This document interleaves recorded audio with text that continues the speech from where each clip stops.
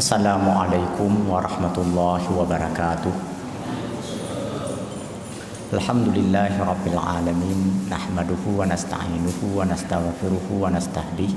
Asyhadu an la ilaha illallah wahdahu la syarikalah wa asyhadu anna Muhammadan abduhu wa rasuluhu la nabiyya ba'dah. Allahumma shalli wa sallim ala sayyidina wa maulana Muhammad wa ala alihi wa ashabihi ajma'in. Bapak Ibu hadirin dan hadirat yang berbahagia, sambil menantikan waktu salat Isya dan dengan niat beriktikaf di dalam masjid mulia ini, mari sama-sama kita isi dengan pengajian ilmu tauhid yang kita mulai seraya mengharapkan rahmat ridha dan hidayah Allah dengan sama-sama membaca basmalah. Bismillah.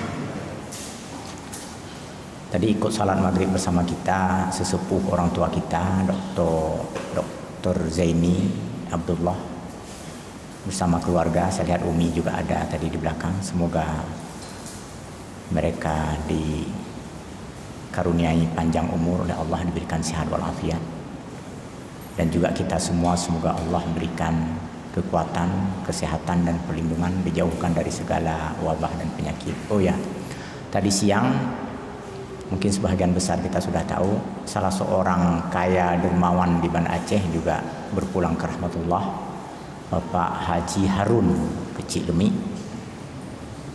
Mungkin nama yang sangat populer bagi, terutama dalam 2 tahun terakhir ini setelah menyelesaikan pembangunan masjid secara perorangan di Kampung Lamsepung. Kita doakan semoga Allah bangun masjid, bangun istana untuk beliau di dalam surganya. Amin ya rabbal alamin. Dan semoga semangat dan inspirasi ini memberikan motivasi kepada semua keturunan beliau, dan juga untuk kita semoga juga diberikan kekuatan dan kesempatan dari Allah untuk berderma seperti yang sudah beliau lakukan tersebut. Bapak Ibu yang berbahagia, pada pertemuan yang lalu sudah kita baca mazaya Al-Quran baru nomor 1, yaitu Al-Quran itu menjadi alat ukur untuk mengevaluasi, untuk menakar kebenaran, kelurusan, ketepatan dan keakuratan kitab-kitab yang lain. Seandainya dalam kitab lain itu masih sama dengan Al-Quran, maka kitab lain itu masih orisinil atau masih asli. Tetapi seandainya sudah berubah dari ajaran Al-Quran, maka kitab-kitab lain itu sudah mengalami penyelewengan dan penyimpangan. Mungkin kalau kita berbicara di hadapan masyarakat yang lebih luas, yang lebih majemuk, di depan orang-orang Kristiani, orang-orang penganut agama lain, pernyataan ini mereka tolak. Itu subjektif kata mereka. Tetapi kita mesti meyakini ini, karena Allah yang memfirmankan hal ini. Allah yang menyatakan hal ini dengan sangat tegas di dalam sejumlah ayat-ayat Al-Quran. Wa anzalna ilaikal kitab bil haqqi musaddiqan lima baina yadayhi minal kitab wa muhaiminan alaihi. Kami turunkan Al-Quran ini sebagai pengoreksi terhadap kitab-kitab sebelumnya dan sebagai alat ukur bagi kitab-kitab sebelumnya. Itu nomor 1 Bapak Ibu. Sekarang kita masuk nomor 2 ya.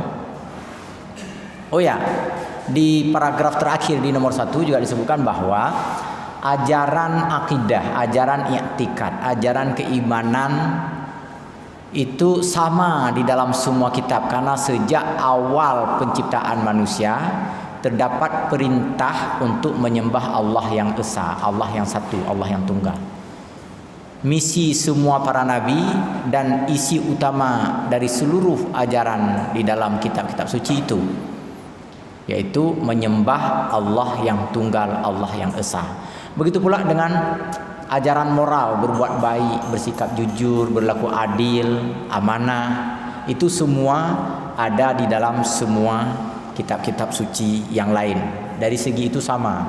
Sedangkan syariat atau hukum, aturan-aturan itu berbeda-beda sesuai dengan tuntutan dan kebutuhan setiap zaman dan tempat. Saya sudah sebutkan contohnya pada pertemuan yang lalu. di zaman Nabi Musa, orang yang berdosa besar itu diperintahkan untuk bunuh diri, karena itulah salah satu cara bertobat secara totalitas. Faqtulu anfusakum dalikum khairul lakum inda bari'ikum fataba alaikum, kan? Kalian yang sudah mengaku berbuat dosa besar, kalau mau tobat bunuh diri terus. Mudah-mudahan Allah menerima tobat kalian tersebut. Kenapa? Karena hidup selanjutnya dianggap tak lagi berguna karena telah melakukan dosa besar. Jadi habis terus sampai di situ. Putuskan kehidupan. Itu ajaran syariat untuk masa tersebut. Ajaran seperti ini tidak berlaku lagi di masa setelah diutusnya Nabi Muhammad SAW. Jangan pula nanti ada di antara orang Islam begitu nggak sanggup bayar utang bunuh diri gitu kan. Dia kira lunas utangnya. Enggak, Bapak Ibu Raja, enggak lunas utangnya itu. Ya, dengan bunuh diri itu makin berjibun, makin bertimbun utangnya. Dengan manusia dia harus bayar, nanti di akhirat dengan Allah lebih-lebih lagi. Dan di dalam Islam itu malah masuk kategori mati syirik. Baik. Cuma ada di antara, mungkin pernah saya sampaikan di sini, teman saya dulu nggak tamat kuliah, dia cepat berwirausaha, dia jadi pemborong, bikin bikin bangunan, bikin got yang kecil-kecil, bikin parit. Rupanya rugi. Setelah rugi terlalu sering, banyak sekali utang. Karena orang kalau udah berutang tuh kan nggak nyaman hidupnya, pergi ke sini salah, ke situ salah, matanya seso kalau saja gini-gini gelisah aja hidupnya. Nyebrang jalan mata entah kemana-mana, pikiran jangan ditanya kemana. Begitu nyebrang dam ketabrak, lunas hutangnya. Tapi nggak meninggal waktu ketabrak itu. Yang nabraknya toki paling kaya di kampung kami, orang kaya sekali, nggak punya anak. Begitu kena tabrak dia diangkat sebagai anak angkat dari toki dari orang kaya itu. Akhirnya ya hutangnya bisa lunas. Ini tabrak membawa hikmah namanya. Baik. Yang nomor 2 kita baca ini. Wa ta'alimul Qur'an hiya kalimatullahil akhirati li hidayatil bashari aradallahu laha an tabqiya 'ala ad-dahri wa takhluda 'ala az-zamani fasaiha min an tamudda ilaiha yadut tahrif awit tashif awit taghyir awit tabdil. Ajaran yang terdapat di dalam Al-Quran itu adalah kalimat-kalimat Allah yang terakhir. Maksudnya nggak ada lagi kalam Allah setelah turunnya Al-Quran. Itu adalah kalam terakhir. Allah tidak lagi menyampaikan kalam secara tekstual setelah itu. Itu adalah kalam terakhir. Makanya kalau ada orang yang mengaku menerima wahyu, itu yakinilah pasti bohong, itu nggak ada itu. Jadi karena ini Al-Quran adalah kalam Allah yang terakhir, maka Allah jaga dari berbagai kemungkinan penyelewengan, perubahan, sisipan, penggantian dan sebagainya. Karena tak ada kalam lain setelah ini. Kalau dulu kalamnya yang termaktub dalam kitab Taurat ada diselewengkan, ada ditambah, ada disisip, ada dikurangi, maka diturunkan kalam berikutnya, yaitu Injil, untuk mengoreksi, untuk mengukur kalam Taurat. Kemudian setelah Injil juga mengalami perubahan, diturunkan Al-Quran untuk menjadi alat ukur, menjadi koreksi bagi Injil. Nah, sekarang Al-Quran adalah kalam terakhir. Nggak ada kalam lagi Allah secara tekstual setelah ini. Makanya Allah jaga, Allah pelihara kalamnya. Jadi ketika ditanya mana kalam Allah, inilah dia. Bagaimana caranya? Ya, Allah melibatkan banyak sekali orang untuk menjaga kalamnya ini. Para hafiz. Itu adalah di antara orang-orang yang diberikan kesempatan oleh Allah untuk ikut terlibat di dalam menjaga dan memelihara kalamnya. Makanya dalam sebuah hadis, al-hufat ahlullah, katanya kan, para hafiz itu adalah keluarganya Allah. Pak Gatot saya lihat keras sekali dalam soal ini ya. Beliau komit sekali dalam menjaga kalimat-kalimat ini. mantan Panglima TNI. Baik,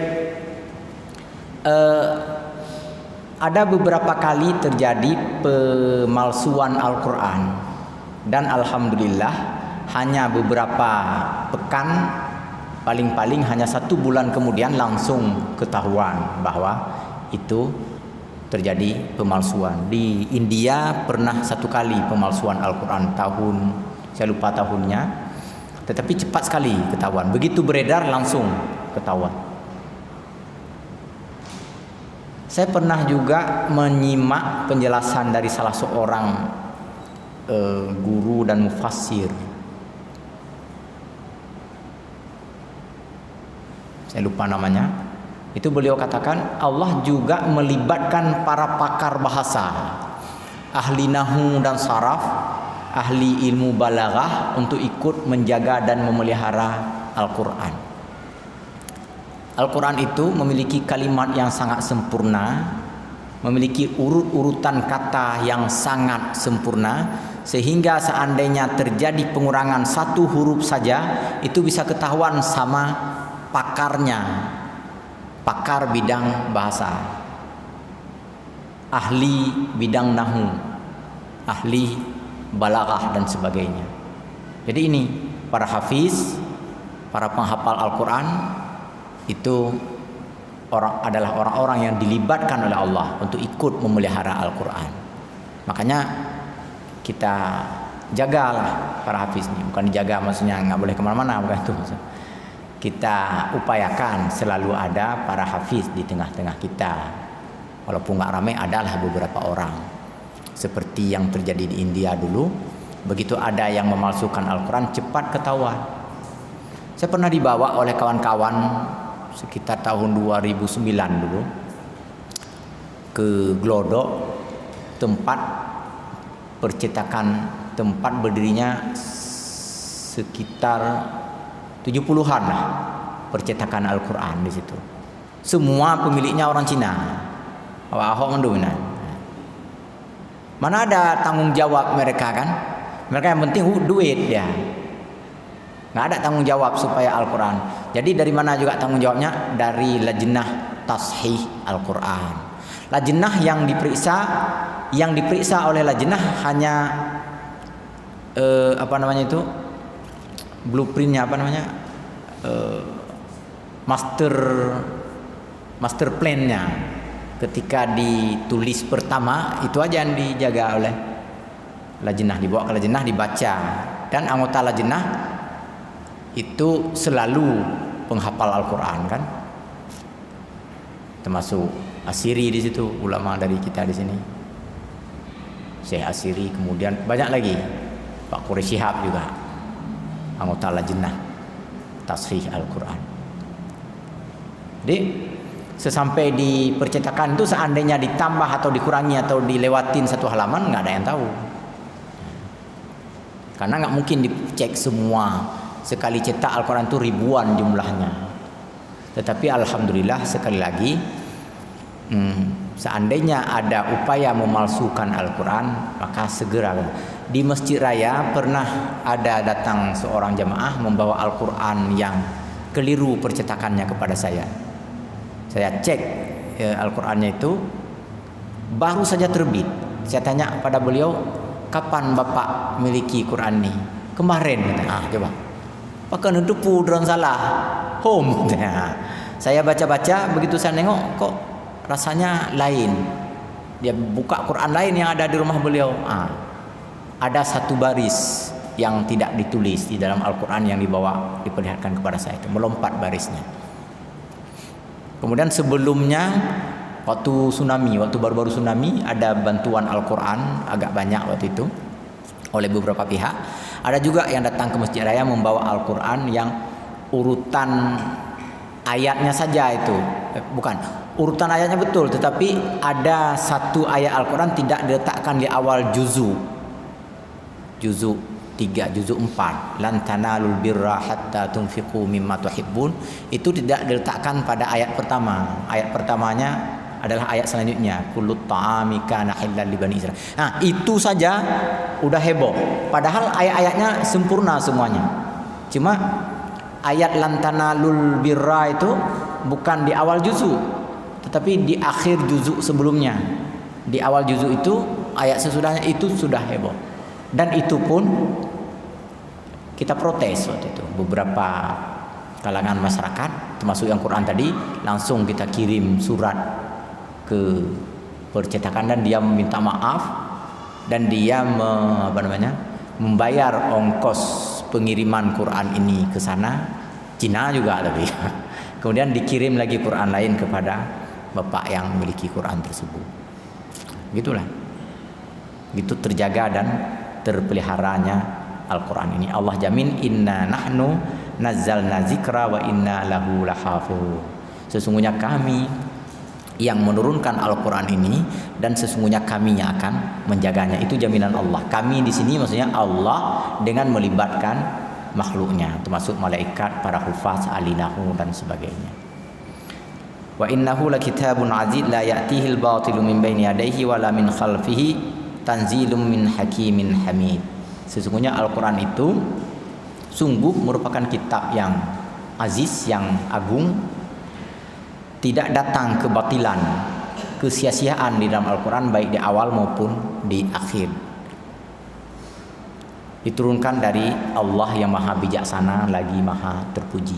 Satu huruf pun dalam Al-Quran itu bermakna dan berguna.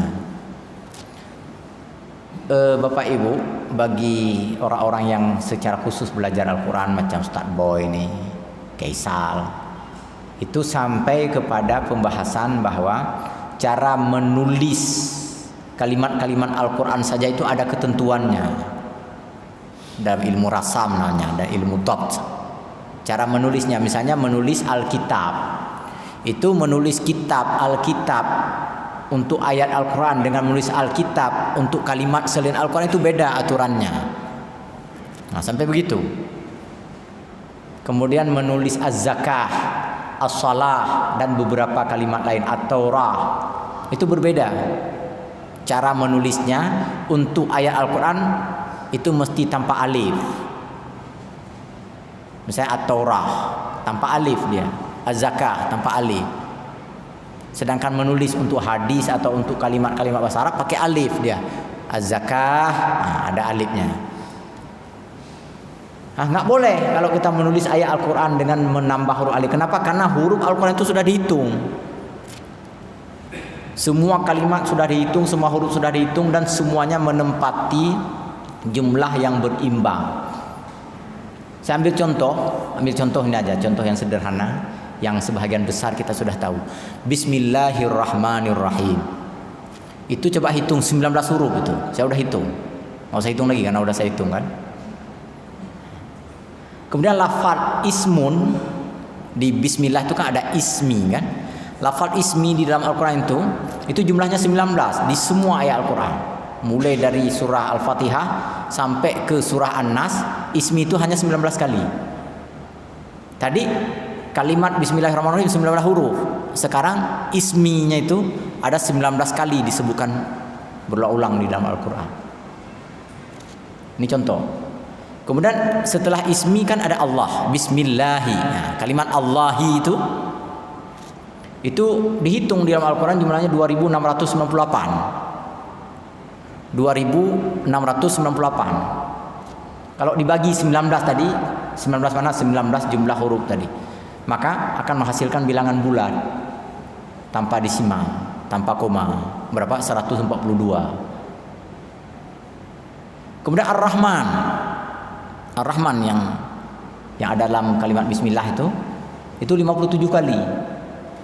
Kalau dibagi dengan bismillah, dibagi dengan angka 19 yang jumlah huruf tadi, itu menjadi 3. Juga bilangan bulat.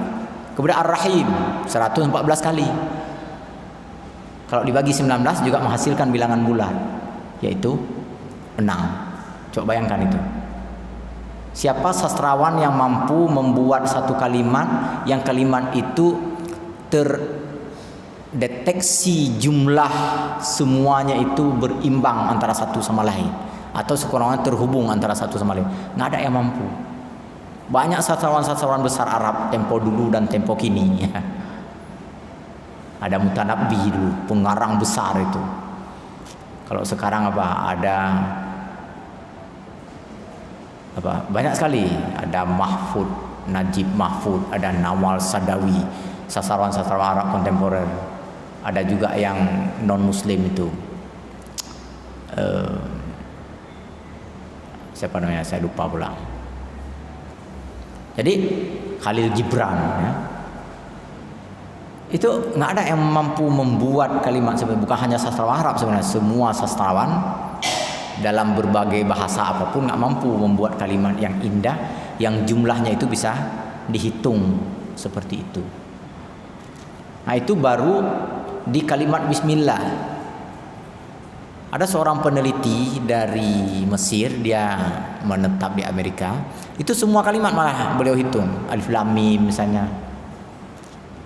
Tadi Bismillah, kemudian Alhamdulillahirabbil alamin beliau hitung. Kemudian Alif Lam Mim di surah Al-Baqarah beliau hitung berapa kali.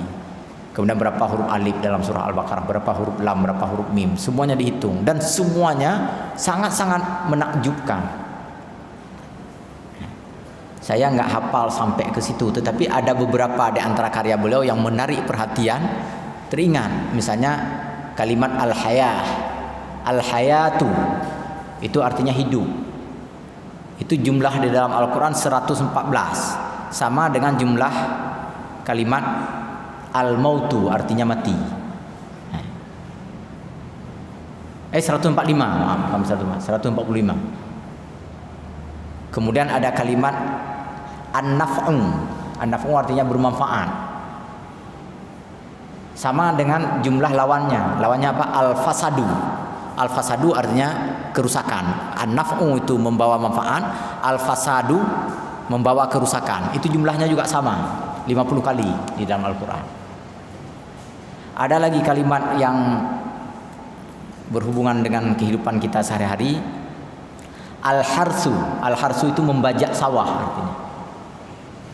Nah, ini jumlahnya sama dengan kalimat yang setara dengannya. Apa itu?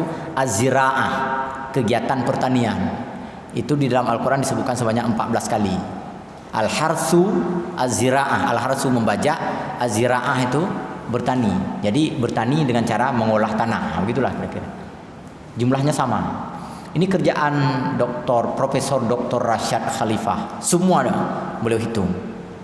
Dan lagi-lagi membawa kesimpulan kepada ketakjuban. Nggak mungkin kita bahas semua kalimat-kalimat ini, karena semua kata nanti akan begitu. Sehingga sampai pada kesimpulan bahwa sungguh tak akan mungkin manusia membuat Al-Quran itu. Nggak akan mungkin. Nggak ada orang sepinter apapun nggak akan mampu membuat. Itu 6.236 ayat. Bagaimana caranya menulis yaumun di dalam Al-Quran 30 kali. Yaumun itu ya 30 kali. Ayyamun 7 kali. Bagaimana mungkin bisa membuat seperti itu? Yaumun 365 kali.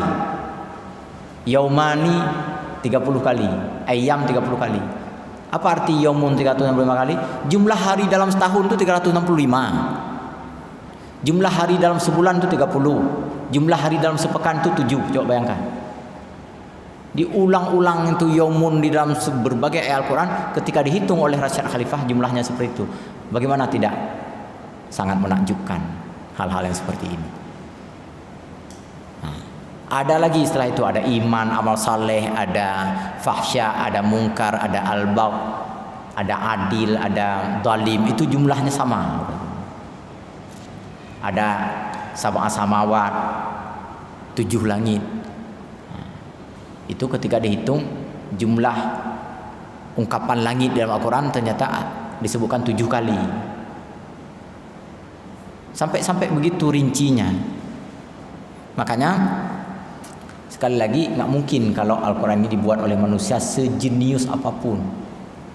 Ini sangat penting terutama bagi kalangan generasi muda yang kadang-kadang masuk ke dalam pikirannya itu informasi baru, ideologi baru, isme baru, macam-macam, sehingga dia bisa ragu-ragu dengan ajaran yang terdapat dalam Islam. Saya kembali ingin mengingatkan bahwa jangan pernah ragu dengan apa yang dipesankan oleh Allah dalam Al-Quran, karena yang memesankan itu, yang menyampaikan pesan itu adalah Allah yang maha tahu, yang maha cerdas, yang maha pandai. Nggak ada kepintaran yang melebihi kepintaran Allah, dan Al-Quran nggak ada diragukan sedikit pun, karena nggak ada yang mampu menandingi dan menyaingi kesempurnaan Al-Quran. Terkait dengan menandingi dan menyaingi Al-Quran itu juga sudah pernah dilakukan oleh para nabi palsu yang sudah kita baca sebelumnya di sini. Ada Al-Aswad, ada Musailamah, ada Tulaihah. Itu di masa dulu. Oh bukan, itu di Masjid Raya saya sampaikan. Jadi berbagai ayat-ayat yang dicoba ciptakan oleh mereka kesannya indah, tapi ketika diletakkan pada sebuah karangan yang utuh nggak ada arti apa-apa. Contoh Musailamah, dia menulis sebuah syair empat lirik satu bait. Ya difda'u binta difta'aini naqti matun naqti asfaluki fil ma'i asfaluki fit turab wa alaki fil ma'i. 4 baris satu bait. Apa artinya? Wahai kodok, anak dari 2 kodok, bersihkan dengan kakimu apa yang bisa engkau bersihkan. Punggungmu di atas air, dadamu di atas tanah. Itu untuk apa itu? Coba ya. Untuk apa itu setelah dikarang itu? Memang indah kedengarannya, tapi apa manfaatnya? Kan nggak ada kan? Nggak ada manfaat apa-apa. Tapi coba, alhamdulillahi rabbil alamin. Satu kalimat saja itu mengandung banyak sekali manfaat dan isi yang terkandung di dalamnya. Segala puji bagi Allah yang mengelola, mengendalikan, mengatur seluruh alam semesta. Karena Dia yang mengatur alam semesta, maka segala puji hanya untuknya. Untuk yang lain boleh, tetapi jangan terlalu memuji, karena yang lain itu nggak mampu mengatur semuanya. Seandainya ada gubernur yang bekerja hebat, kita mungkin kagum. Ada Anies Baswedan kerja hebat, tetapi jangan terlalu mengaguminya. Kenapa? Karena aturan Allah itu jauh lebih sempurna di alam semesta ini. Begitulah. Erdogan itu sangat terkenal di seluruh dunia muslim saat ini. Tetapi memuji Erdogan jangan sampai melupakan pujian kepada Allah Subhanahu wa taala, dan seterusnya dan seterusnya. Itu makna alhamdulillahirabbil alamin. Nah, inilah Al-Qur'an sebagai ciri yang ketiga ya. Kemudian yang keempat, wallahu yuridu likalimatihi an-naza'a wa na'mala ilal uquli wal asma. Allah menginginkan kalamnya ini seiring sejalan dengan ciptaannya di alam semesta. Oleh karenanya maka tak ada satu ayat pun yang bertentangan dengan temuan-temuan ilmiah di alam semesta. Seandainya ada kesan pertentangan, maka ada yang tak paham di situ. Muhammad Abduh itu, bukan Ar-Razi ya. Ar-Razi mengatakan, idza ta'aradal aqlu wan naqlu ukhida bima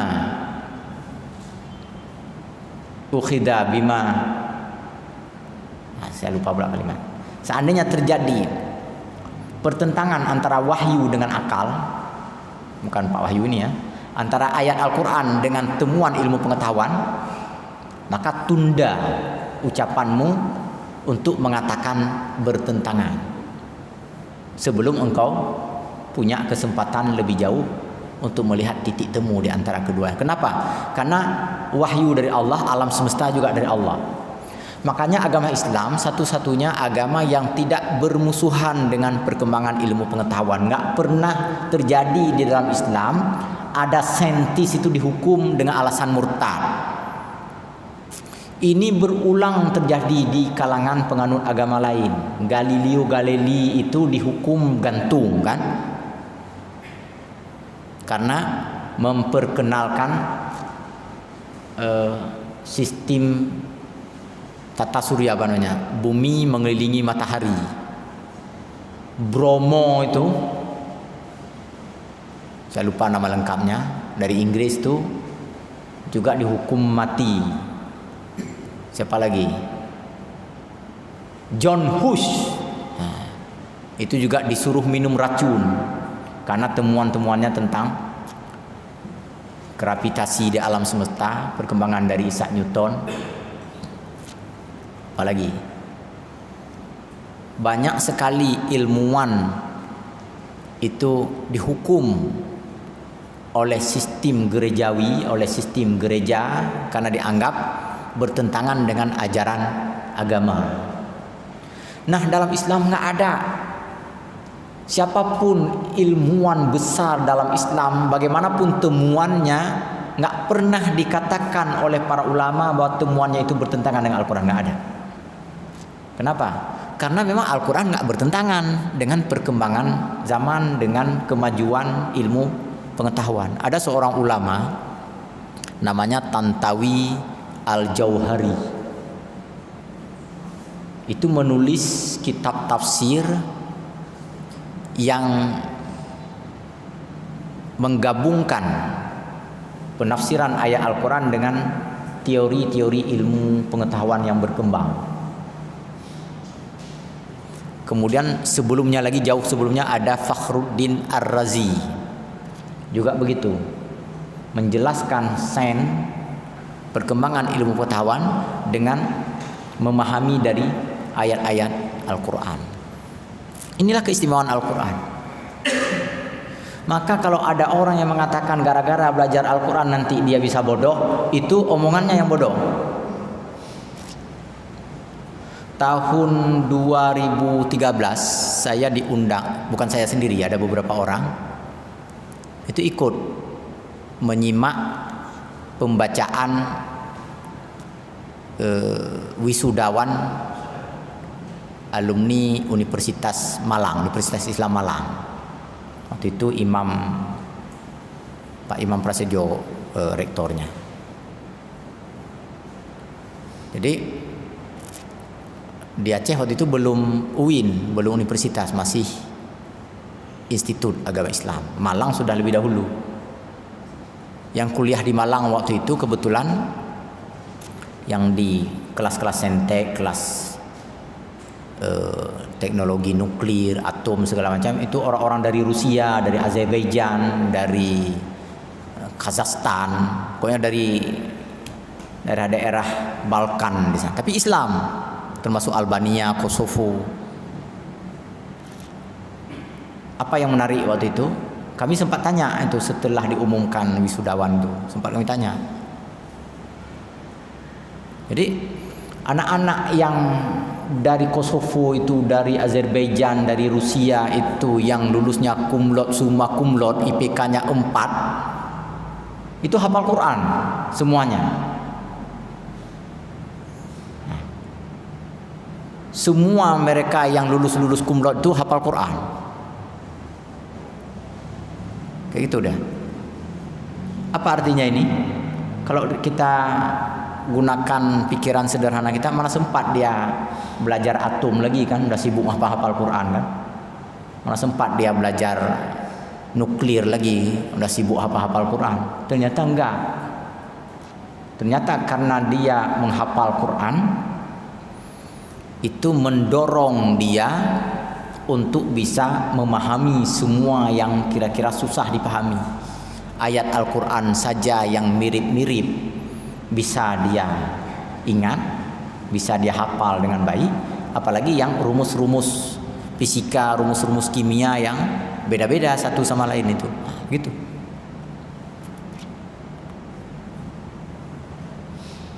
Ini juga menjadi bukti lain betapa Al-Quran itu tidak bertentangan dengan ilmu pengetahuan. Maka belajarlah Al-Quran semampu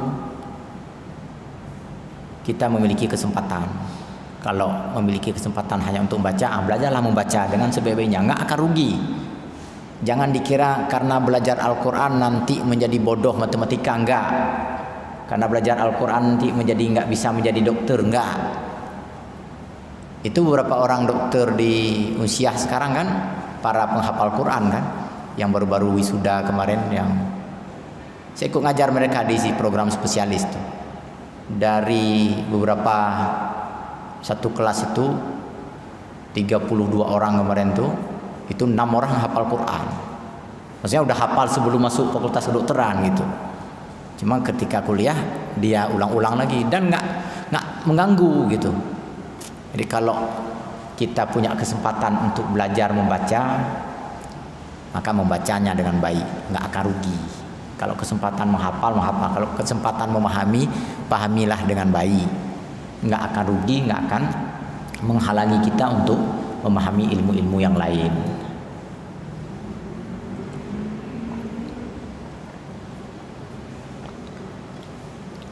Baik, ini yang keempat. Ya, ini yang terakhir. Oleh karenanya maka Allah memudahkan Al-Quran ini bagi siapapun yang mau mempelajarinya. Walaqad yassarnal Qur'ana lizikri fahal min muddakir. Sungguh kami telah mudahkan Al-Quran ini untuk diingat, untuk dihafal. Maka adakah di antara kalian yang mau menghafalnya?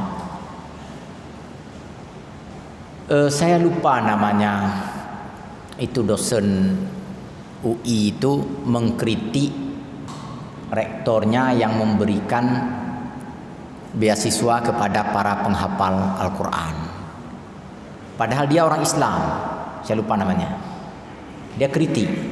Kritikannya itu bukan hanya disampaikan di depan rektor, tetapi juga disebarkan melalui media sosial, melalui YouTube, melalui Facebook. Sampailah YouTube-nya itu ke Ustadz Adi Hidayat. Lalu Ustadz Adi Hidayat menanggapi, maaf katanya, kalau memang memberikan beasiswa kepada hafiz itu dianggap diskriminatif, karena kritikannya diskriminatif. Ini membeda-bedakan antara orang Islam dengan non-Muslim. Kalau memang memberikan beasiswa kepada para penghafal Al-Quran ini diskriminatif, sekarang boleh, silakan Pak Rektor berikan juga beasiswa kepada para penghafal Injil, penghafal Talmud, penghafal Weda, penghafal Tipitaka. Dan saya ingin tahu siapa yang menghafal kitab itu, tanya Ustaz Adi Hidayat. Tertunduk dia, bengong, makin dungu kelihatannya. Karena memang tidak ada kitab apapun di dunia ini yang bisa dihafal oleh manusia. Nggak ada. Itu kalau pernah dengar ceramah-ceramah Yahya Waloni itu kan dia yang ngajarin para pendeta-pendeta besar yang ada di Indonesia ini, kata dia kan. Itu pendeta-pendeta yang hebat-hebat sekarang Indonesia ini murid saya semua, kata Yahya Waloni kan, murid dia. Sebagaimana dia akui, dan pendeta ini takut sama dia. Buktinya saya pernah nanya sama pendeta yang di Pecubarin tuh, kenal sama Pak Yahya Waloni? Oh ya, itu guru saya. Nah, gitu ya. Apa kata Yahya Waloni? Aku aja nggak hafal itu, katanya. Apalagi murid-murid saya itu saya kasih C aja nilainya itu. Dia bilang, untuk beberapa pendeta-pendeta besar sekarang di Indonesia. Jadi para pendeta itu nggak hafal. Makanya Yahya Waloni itu kan udah masuk Islam, selalu mengawali siaran dakwahnya itu dengan menantang. Oh, udah azan ya. Apa tantangannya? Siapa di antara para pendeta yang lebih mengerti kitab Injil ini dibandingkan saya, datang ke sini, katanya. Beliau menantang selalu, dan nggak ada yang berani. Ini bukti bahwa Yahya Waloni ini sangat menguasai Injil, tetapi beliau mengaku saya nggak hafal Injil, apalagi yang lain kan gitu. Sementara para penghafal Al-Quran nih banyak. Ini Ustaz Boy ini hafal Quran kan, beberapa sebentar lagi Mulkan pun jadi penghafal Quran nih kan, insyaallah. Ya, artinya memang Allah mudahkan. Mulkan baru 2 tahun, Ustaz Bayu kan. Baru 2 tahun, coba bayangkan tuh. Jadi kalau memang ada yang mau, memang Allah mudahkan, ini janji Allah. Inilah keistimewaan Al-Quran. Ada 4 hal, mudah-mudahan bisa menyemangati kita, memotivasi kita untuk semakin kuat dalam beriman kepada Allah Subhanahu wa taala dan kepada kebenaran kitab-kitab sucinya. Demikian, lebih kurang saya mohon maaf. Subhanakallahumma bihamdika asyhadu an la ilaha illa anta nastaghfiruka wa natubu ilaik. Wassalamualaikum warahmatullahi wabarakatuh.